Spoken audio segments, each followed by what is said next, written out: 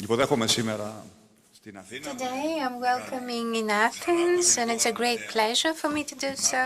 I'm welcoming Jens Stoltenberg, the Secretary General of NATO. This is his first visit here in Greece, that is, since the new Greek administration took office. With the Secretary General, we exchanged views on all issues that concern the alliance, and we talked about our role within the alliance. And of course, we also looked into what is going on, what is unfolding in northern Syria, and the operations of Turkish troops there. And within the context of the reaction of the European Union, Greece is actually condemning the violation of borders and treaties. The duty of the international community and NATO as well is now to exercise every possible influence in order to have a ceasefire there, to have a ceasefire so that instability doesn't escalate and so that no lives be lost and no new migrant flows materialize. It is also important to not cancel the efforts that have been made to find a peaceful settlement to the Syrian crisis. And of course, all these developments are leading to a violent change of demographic data, and this is an additional violation of international law, which brings to memory historical memories that are unworthy of the modern civilization. This is one of the new threats that emerge within an environment, a security environment, that is quite unlike what we used to know so far. And moreover, me and Mr. Stoltenberg share the view that NATO is now called upon to adjust to the new circumstances in order for it to maintain its principles, its effectiveness, and also its prestige, but in order for NATO to also continue to exercise its deterrent and defense capabilities. Moreover, we talked about the situation in our neighborhood, that is the Balkans, and in the region of the Eastern Mediterranean, where once again the strategic role and the important added value that Greece has to offer as a paragon of stability was recognized. I actually informed the Secretary General about the unlawful actions and activities of Turkey in the Cypriot maritime zones. These are actions that are a blatant violation of international law. They create tension, and such steps also undermine the efforts of the United Nations to get the talks on the Cypriot issue restarted. And then when I refer to the geostrategic advantages of our country, I reiterated our commitment to the principle of solidarity. The principle of solidarity still remains a cornerstone for the alliance. And it's against this backdrop that I presented Mr. Stoltenberg with an overview of the situation in the Aegean Sea. And once more, I highlighted that any attitude outside the confines of international law and international treaties is sterile, infertile, and also dangerous.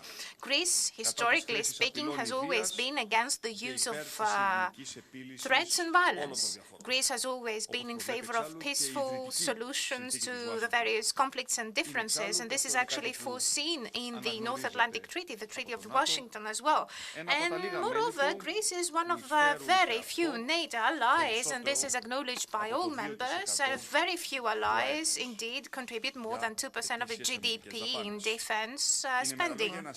In other words, Greece is a consistent ally and a steadfast ally, and it's also a sovereign state with indisputable national rights. I have the impression that the Secretary General does understand these Greek sensibilities and sensitivities. I also feel that he is very knowledgeable with regard to developments within the wider Eastern Mediterranean region.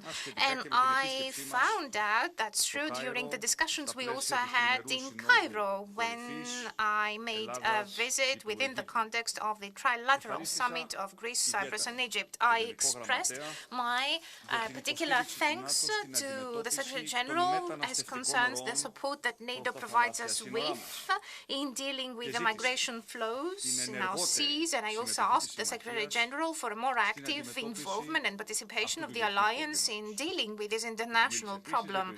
And I also told him about a special plan that our administration is working on as we speak. And last but not least, we renewed our, or rather we said we're going to meet again in London in December on the important occasion of the 70 years since the establishment of NATO. There will be a summit in London, and I also assured the Secretary General of NATO that Greece will continue to be a reliable member of NATO, a reliable ally that will always and steadfastly serve peace and cooperation. Welcome again to Athens. Thank you so much, Prime Minister Mitsotakis. Let me first of all congratulate you on your appointment as Prime Minister, because as you said, this is my first visit to Athens after you became Prime Minister in Greece. And I really look forward to working with you, and it's always a pleasure to come to Athens because Greece is a strong and committed ally, and you have been so for decades. Your troops play an important role in NATO missions from Afghanistan to Kosovo. You make valuable contributions to our maritime posture. You support our different NATO partnerships, and your planes help secure the skies over our new allies, our new ally Montenegro, and you help us also in many other missions and operations. You also lead by example by spending more than 2% of GDP on defense.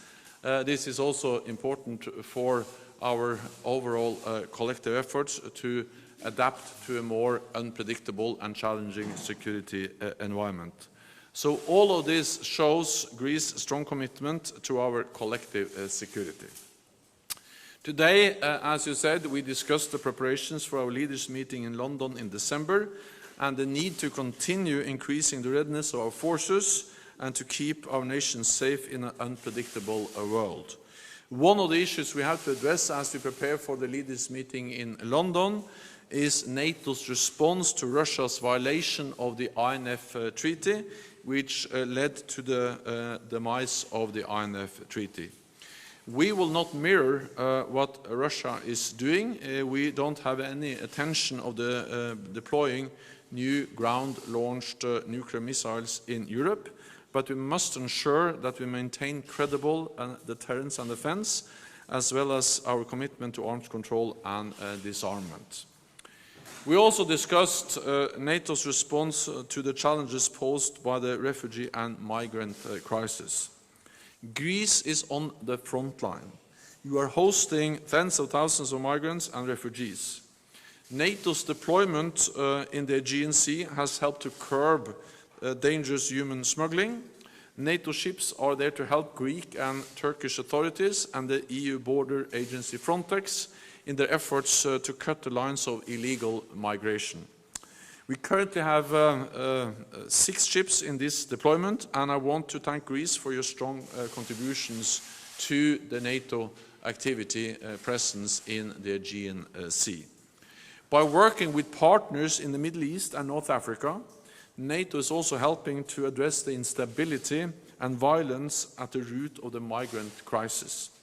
Our training mission in Iraq is helping to strengthen the Iraqi forces and prevent ISIS from coming back. We also continue to train and advise Afghan security forces so they can fight international terrorism and create the conditions for peace. The fight against terrorism will be an important point at our agenda when NATO leaders meet in December. So once again, Prime Minister, thank you so much for hosting me here. I look forward to working with you and to meet you again at the leaders' meeting in London in December. Thank you. Thank you.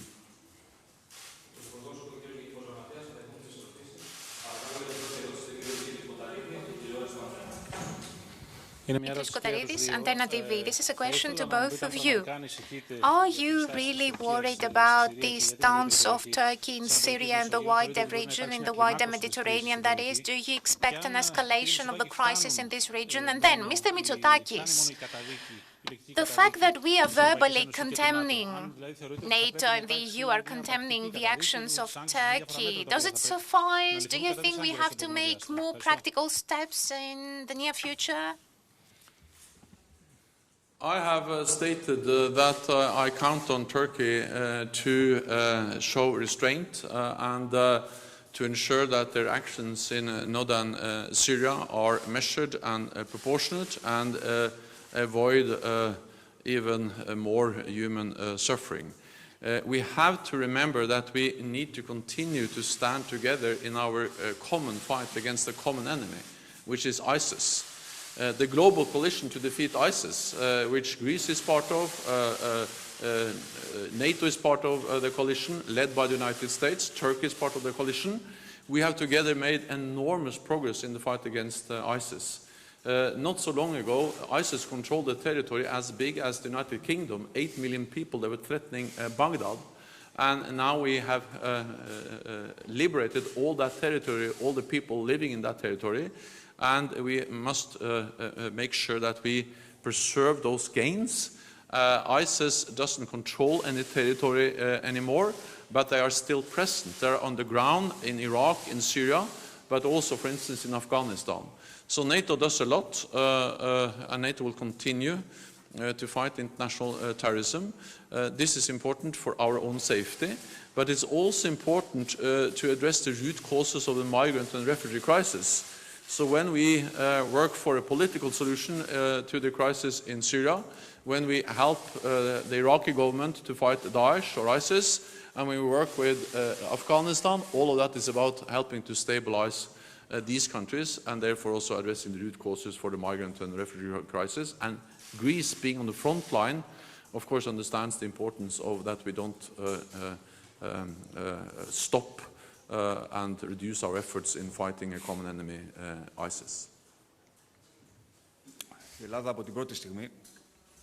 As of day one, Greece has condemned these new unilateral military operations on behalf of Turkey within the territory of Syria. We were fully on the side of the European Union. We shared the same views. It's clear that the solution in Syria has to be a political one, and any unilateral military actions and activities won't help in that direction.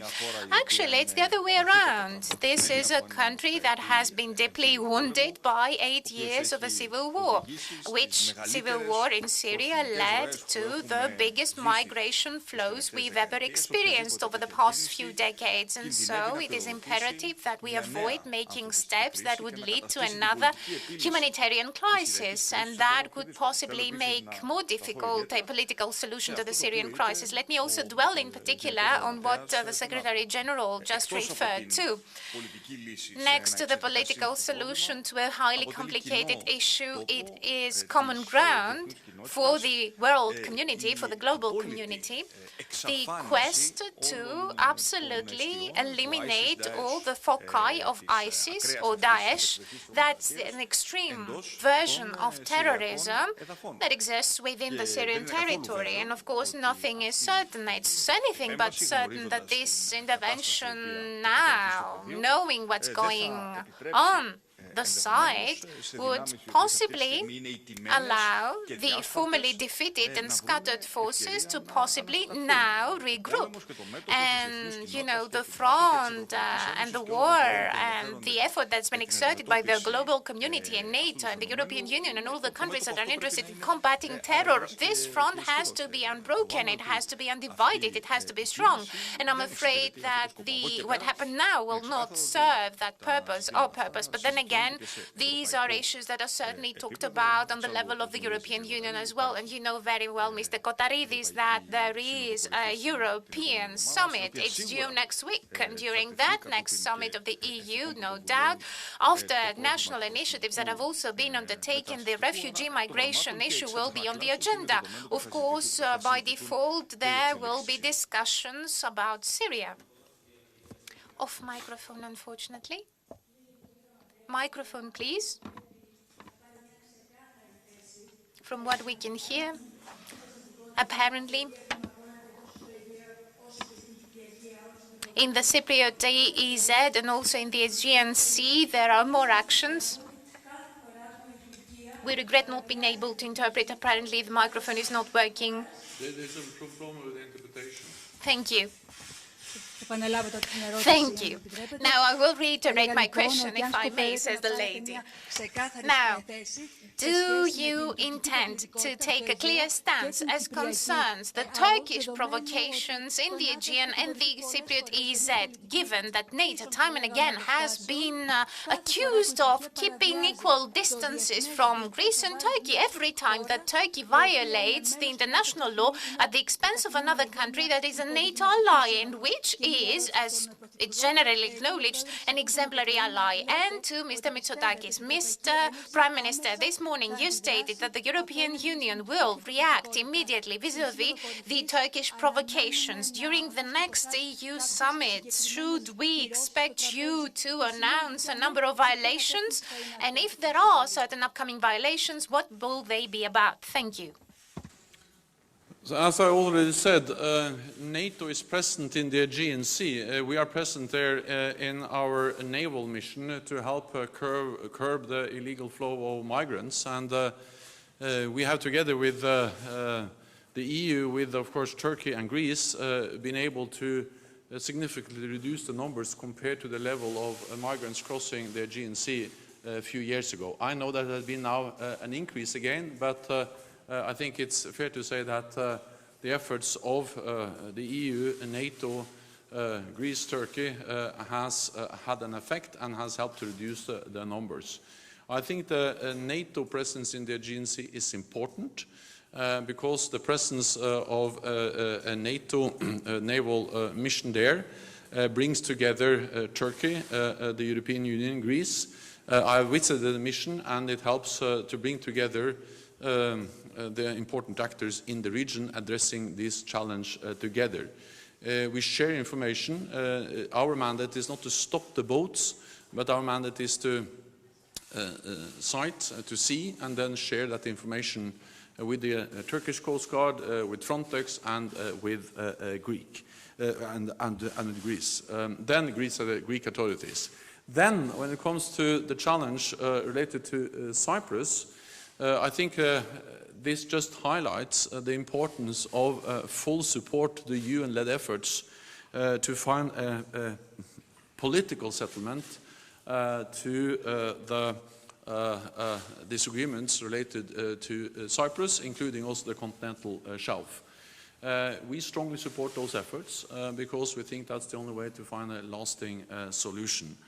But even with the conflict unsolved, we have been able to take NATO-EU cooperation to a further level. And I think that the NATO-EU cooperation is important because it helps us to bring together all NATO allies, including Turkey, and all EU members, including so all the members, and to address practical and different issues where we are able to work together and addressing common challenges. We expect, of course, all nations to respect international law. International law is important for NATO allies. It's important for a rules-based international order, but it's not for NATO to take position on legal issues. That's other international institutions that have that mandate.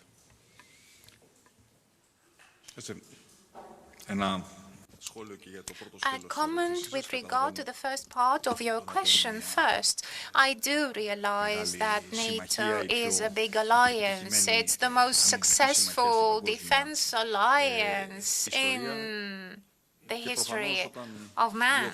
And obviously, when you have two countries participate in the alliance, two countries that have certain issues that are unsolved, there has to be point when NATO will have to take into account the concerns of both countries. We have always raised these issues within the context of NATO. Of course, the policy of equal distances is to be expected, but we believe that it actually is unfair to Greece, because as we speak, Greece is the victim of violations of international law, and the same, of course, goes for Cyprus. I'm talking about the Turkish violations in the Aegean Sea, and be it about territorial waters or maybe overflights and the airspace. These are always violations that we bring to the attention of the alliance, and then in order for an alliance to be effective and efficient in its role, of course, everything will be facilitated once there is some sort of smoothing over of the relations between the members. Now, as concerns the second part of your question, I'm not yet ready to provide an answer to you. It's very early.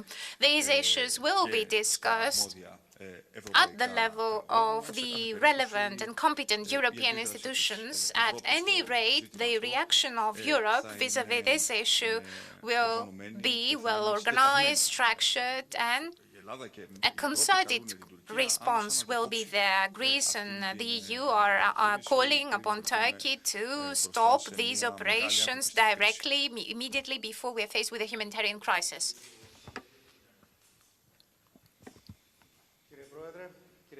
Mr. President, that is Mr. Prime Minister, Mr. Secretary General, how can NATO be more effective throughout the Aegean in order to stand in the way of more migration flows? I think that so far NATO's outcomes were limited. It's actually just working on the northern part of the minor Asia coastline, and it's not very close to the coastline so that it would stand in the way of more traffickers.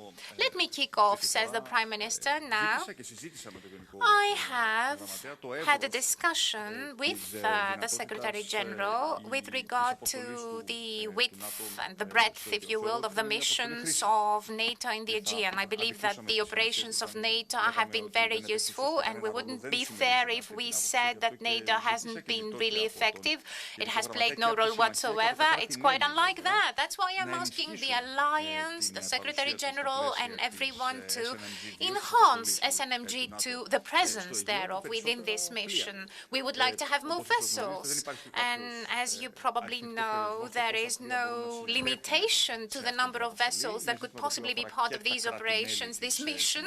Of course, this is in the hands of the members of the Alliance, and of course, there's an issue that I've been always raising, and I'm about to raise before our allies in NATO or during the upcoming London leaders meeting.